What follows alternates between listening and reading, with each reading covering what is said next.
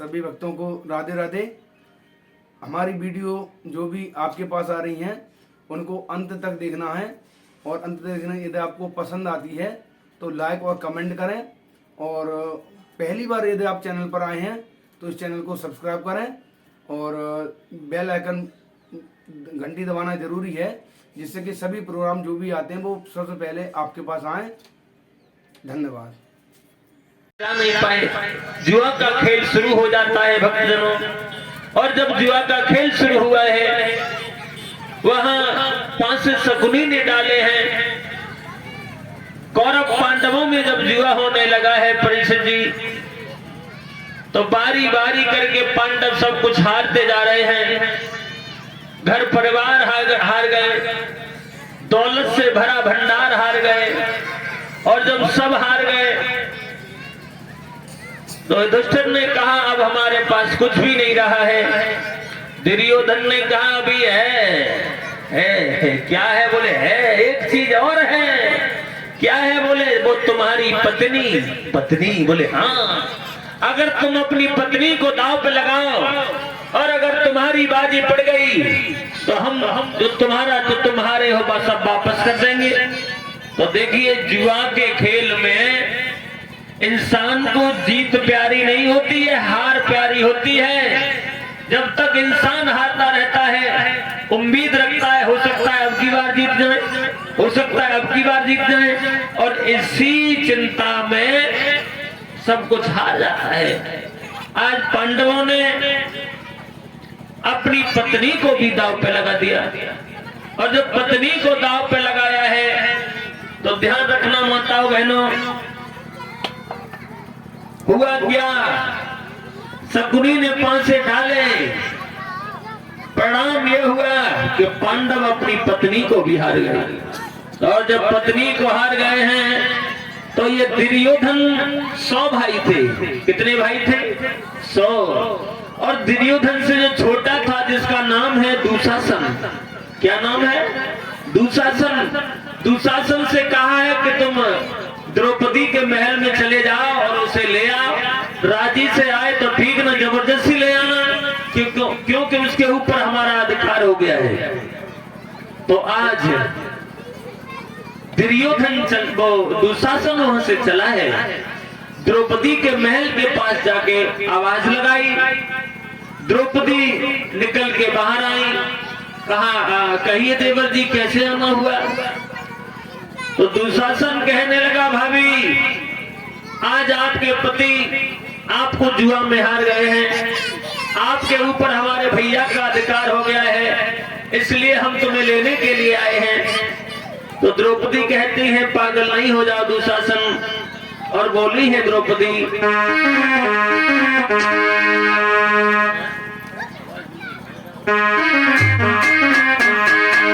बोली है द्रौपदी,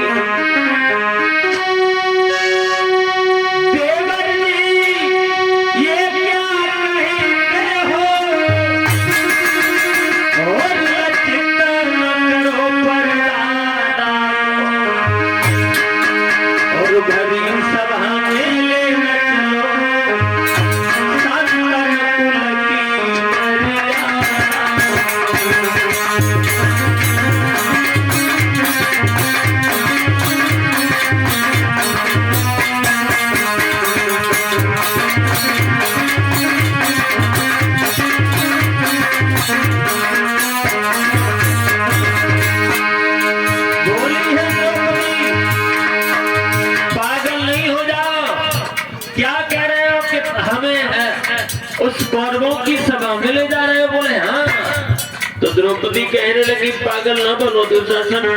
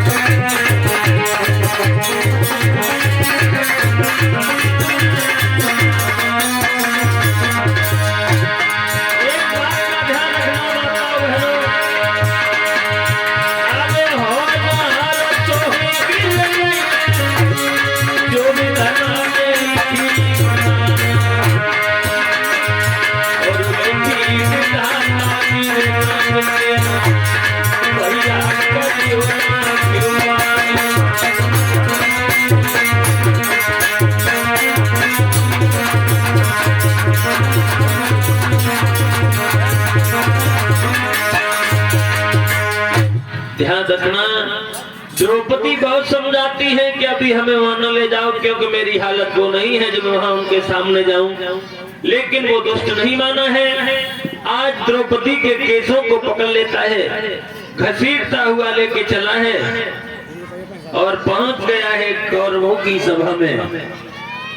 और जब कौरवों की सभा में द्रौपदी को लेके पहुंच गया है माताओं बहनों, तो वहां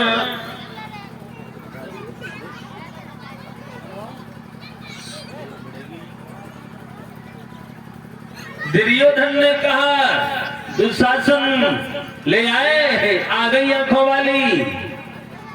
हम तो अंधे हैं क्योंकि हमारे पिता अंधे हैं, एक आंखों वाली ये आई हैं। अब एक काम करो, आप इनके कपड़े उतारो, इन्हें वस्त्रहीन करके हमारी जंघा पर बिठाओ। देखिए, जब दुर्योधन ने ये कहा इन्हें नगिन करके मेरी जंघा पर बिठाओ, कोई भी नहीं बोला। द्रौपदी के 5 पति बैठे हुए हैं, सबकी गर्दन नीचे झुकी हुई है, लेकिन ये बात भीम से सहन नहीं हुई। भीम उठ के खड़े हो गए, कहने लगे दुर्योधन, आज तू द्रौपदी को जंघा पे बिठाने की बात कर रहा है। आज तो हम तुझसे जुआ में हार गए, इसलिए कुछ कह नहीं पा रहे हैं, लेकिन ये प्रण कर रहे हैं जिस जंघा पे बिठाने की द्रौपदी को बात कर रहा है, उसी जंघा को अगर हमने अपनी गदा से नहीं तोड़ दिया तो हमें कौन भीम कहेगा। इतना कहने के बाद भीम भी बैठ गए। अब दुशासन द्रौपदी की साड़ी उतारने लगा है माताओं। द्रौपदी अपने 5 पतियों के पास भागी, लेकिन 5 पति जुआ में हार गए, इसलिए कुछ कह नहीं पा रहे हैं, गर्दन झुका ली। दुर्योधन से कहा आप ये क्या करा रहे, तुम्हें शर्म नहीं आती? दुर्योधन कहने लगा देखो, हम तो अंधे हैं क्योंकि हमारे पिता अंधे हैं, हमारे भाई सब अंधे हैं, केवल तुम्हारे पतियों को दिखाई देता है। और पति के सामने अगर पत्नी नग्न हो जाए तो कोई बुरी बात नहीं है। द्रौपदी ने बहुत मना किया, धृतराष्ट्र के सामने गई, बाबा भीष्म के सामने गई हैं, लेकिन कोई भी सहारा नहीं मिला है भक्तजनों। और ध्यान रखना, इंसान के जब सब सहारा टूट जाते हैं, जिस वृक्ष की डाली को पकड़ता है वो डाली टूट जाती है, जिस दरवाजे की ओर देखता है वो दरवाजा बंद नजर आता है, तो अंत में भगवान का ध्यान आता है। द्रौपदी ने देखा यहाँ हमारा कोई नहीं है, तो भगवान मुरली मनोहर को याद करती हुई बोली है श्याम, अब मेरा यहाँ कोई नहीं है, और बोली है प्रभु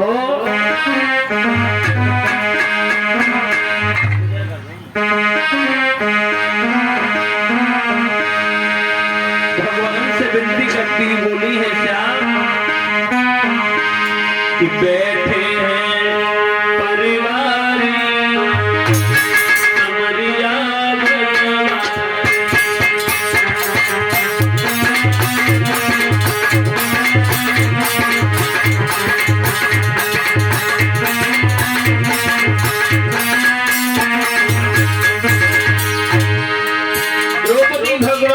मुरली मनोहर को याद करती हुई बोली है श्याम, बैठे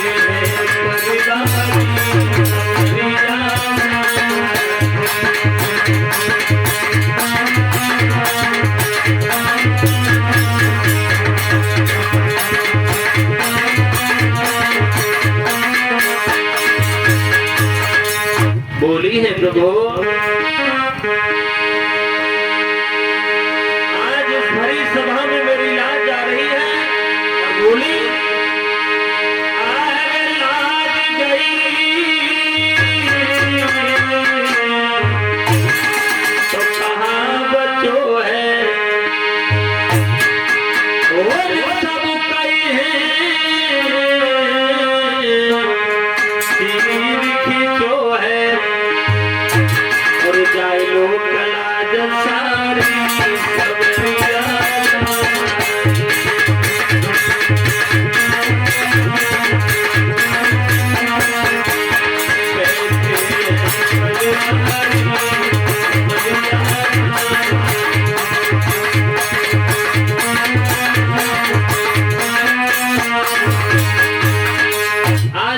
भगवान से प्रार्थना करती अरे जो गई लाज के हारी, तो कटे है ना कर हंसे है सब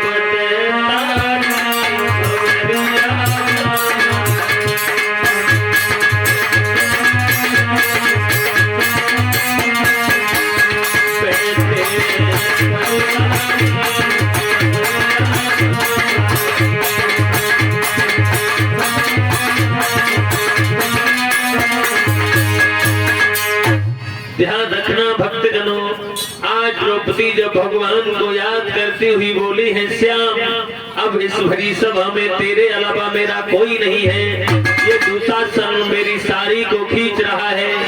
और जब उस द्रौपदी के रोने की आवाज भगवान मुरली मनोहर के कानों में पड़ी है भक्तजनों, भगवान कन्हैया आज नंगे पैरों भागे हैं।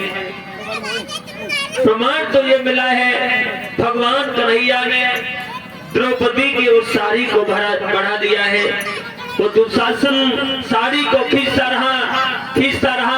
जिस दुशासन में 10,000 हाथियों का बल था, वो दुशासन हार गया और जमीन पर बेहोश होकर गिर जाता है, लेकिन वो साड़ी नहीं उतार पाई। आज द्रौपदी भगवान कन्हैया को धन्यवाद देती हैं। कहा, प्रभु अगर तुम नहीं होते तो मेरी लाज नहीं बचती। अच्छा हुआ जो तुमने आके मेरी लाज को बचा लिया। भगवान मुरली मनोहर कहते हैं, बहन मैंने कोई एहसान नहीं किया है, ये तो मैंने तुम्हारे एहसान का बदला दिया है। क्या बदला दिया है? देखिए, एक बार जब भगवान कन्हैया ने शिशुपाल का वध किया था। किसका वध किया? शिशुपाल का। और जब शिशुपाल का वध किया था तो भगवान मुरली मनोहर ने चक्र सुदर्शन चलाया, तो उस चक्र सुदर्शन से भगवान कन्हैया की थोड़ी सी उंगली कट गई। वहां रक्त की धार बहने लगी।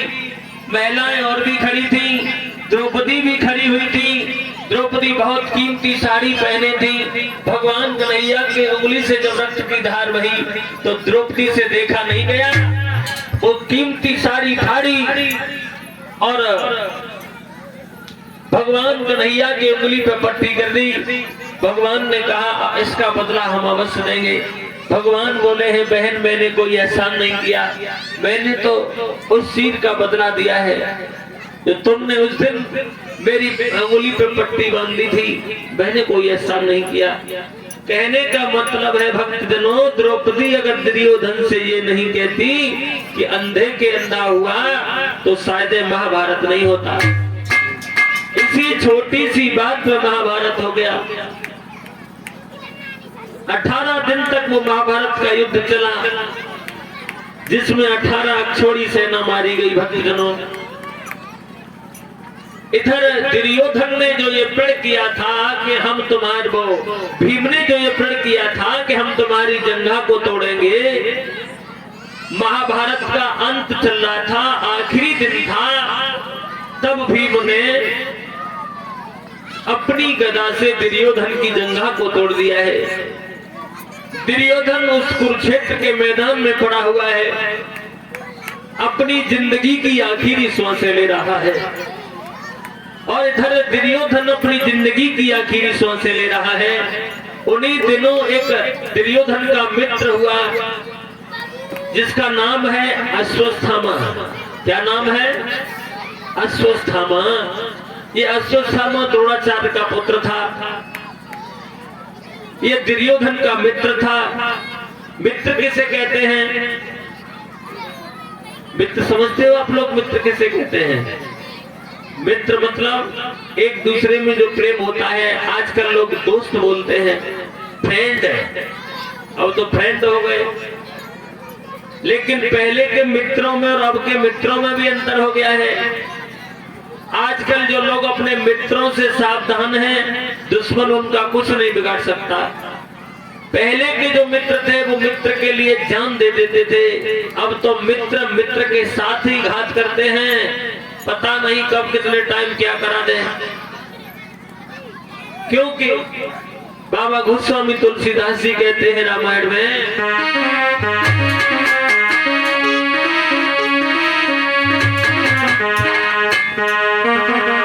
कहते हैं तुलसीदास जोई न मित्र दुख होवे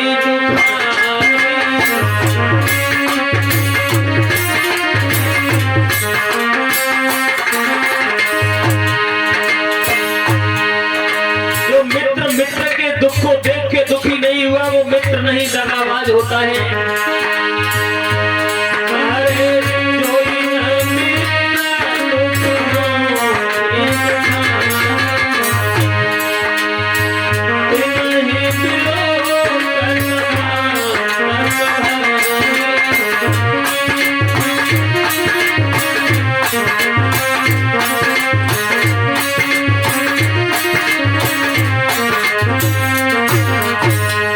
जो मित्र के दुख को देख के दुखी नहीं हुआ वो मित्र नहीं दगाबाज होता है। क्यों? विद्वान तो यहाँ तक कहता है अच्छा है जो सुबह होते होते दुश्मन के दर्शन हो जाएं, लेकिन मतलबी यार नहीं मिले। कहता है कभी दुश्मन मिले सुबह ही उठना, मतलबी यार ना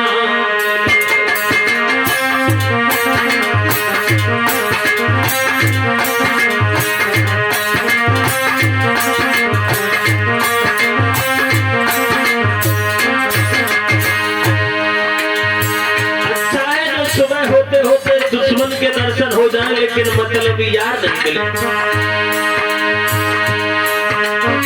यार ना मिले, मतलब यार ना मिले, यार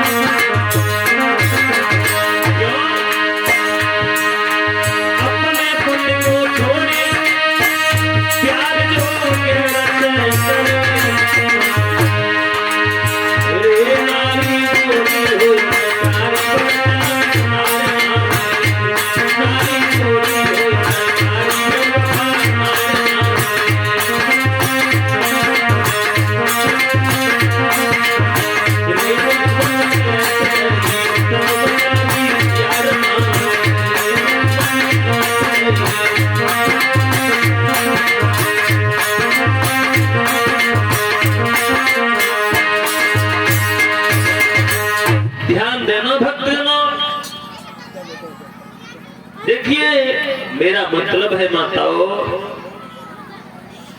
दुर्योधन जब अपनी जिंदगी की आखिरी सांसें ले रहा है तो दुर्योधन का जो मित्र है सुस्थामा पास में पहुंच गया। देखिए बच्चा बड़ा शोर कर रहे हैं, क्या चक्कर है भाई? और कोई कमी भी नहीं है। मेरा मतलब है बच्चों को अच्छे संस्कार में ढालना ये सबसे बड़ा फर्ज माता का बताया गया है। किसका? माँ। माँ ही बच्चे की पहली गुरु बताई गई है। सबसे बड़ी गुरु होती है बच्चे की माँ। देखिए बालक एक सफेद चादर के समान होता है। बालक एक सफेद चादर के समान होता है। माँ चाहे बालक को उस रंग में रंग सकती है। माँ चाहे तो बच्चे को चोर बना दे, माँ चाहे तो बच्चे को विद्वान बना दे, माँ चाहे तो बच्चे को डॉक्टर बना दे। देखिए अगर कोई छोटा सा बालक किसी के घर से कोई चीज उठा लाए और माँ उसे उस दिन न डांटे, कह दे बेटा छुपा के रख दे, तो वो धीरे धीरे करके बालक बड़ा चोर हो जाएगा। और अगर उस दिन माँ ने डांट दिया बेटा तूने जो गलती आज की दोबारा भूल के भी नहीं करना, तो बालक दोबारा ऐसी गलती नहीं करेगा। अब तो टाइम ही नहीं है। घर की तरफ देखो तो ऐसा लगता है 4-4 दिन हो गए झाड़ू नहीं लगा। बर्तनों की तरफ देखो तो ऐसा लगता है मानो 4-4 दिन की सब्जी के गंदे पड़े हैं। हड़िया की तरफ देखो तो ऐसा लगता है कुत्ता कबड्डी खेल रहे हैं। बच्चों की तरफ देखो तो ऐसा लगता है मानो मोमबत्ती की फैक्ट्री यही खुलवाई गई हो। और इनकी तरफ देखो तो ऐसा लगता है कि कोई गलती से कोई फिल्मी स्टार यहाँ शूटिंग करने चले आए हो। कहने का मतलब है भक्तजनों, सबसे पहली गुरु बताई गई है बच्चे की माँ। देखिए हाँ जरूरी है, खुद अपने आप पे भी ध्यान दो, बच्चों पे भी ध्यान देना ये जरूरी होता है। क्योंकि हमारे देश की महान मूर्ति बिना पढ़े लिखे कबीरदास जी कहते हैं